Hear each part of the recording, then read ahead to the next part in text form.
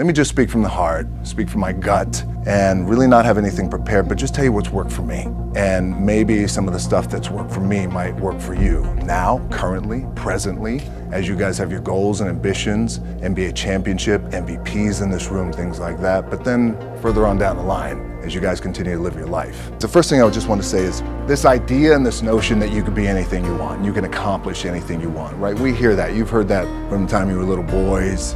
You hear that now. You're already incredibly accomplished. You can win an NBA championship, MVP of the league. You could become president. You could become governor. You could be in entertainment. You could do Charles, or you could do Shaq. You could do that. You could do whatever you want to do. You guys know that. The thing that has worked for me is to remember the hard times. So, and I'm sure you guys all have your processes. And again, I'm going to tell you what's worked for me. So before a big movie comes out, before, back in the days when I was wrestling with WWE, a WrestleMania match, anything big that would happen, I would always take a moment and I'd just remind myself, all right, I was evicted when I was 14. We were kicked off the island. We couldn't live in Hawaii.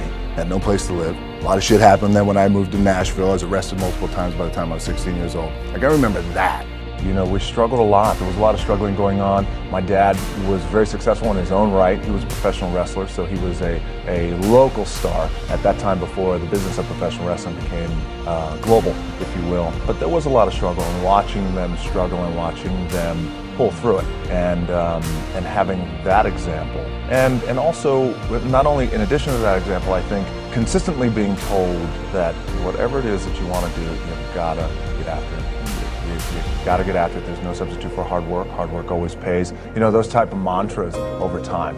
I had no money, so I remember that. When I got cut from Canada, I had $7 in my pocket. And I always tell that story. So now my production company is $7, advertising agency is $7, everything is $7. So I always remember that. What helps me is to keep the hard times in the front of my mind, because it allows me to go into these big moments that I've worked my ass off, and you guys have worked your ass off. It allows me to go into these big moments with a different perspective.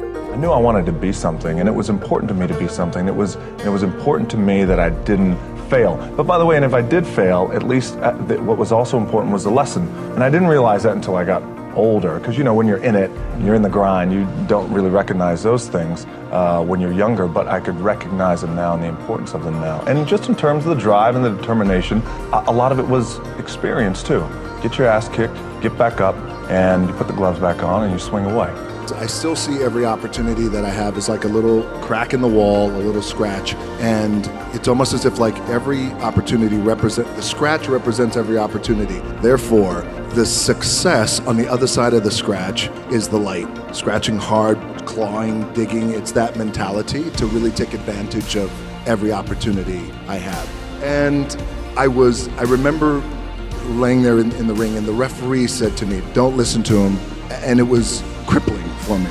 But so then at that time, the powers that be thought, this isn't gonna work, and for whatever reason, people are not liking you and they're not connecting with you. And so in that moment, it was very defining, because I asked then if I could just be myself, and if I could go out there, and if I can speak to the crowd, and if I could just be myself and be authentic, and if I don't wanna smile, I don't smile. If I wanna laugh, I laugh. If I wanna sing, I sing. Whatever it is, I just wanna be me. Can I have that for 1 minute of live TV time? Powers that be at that time, Vince McMahon said, you got it. So on Raw, live TV, I grabbed a microphone and I said, I may be a lot of things, but sucks isn't one of them. And I said something to the effect of, basically, it's not a this thing, it's not a that thing, it's a me being myself thing. And before you know it, I guess the moral of the story is the importance and the power of finding your identity and being true to who you are.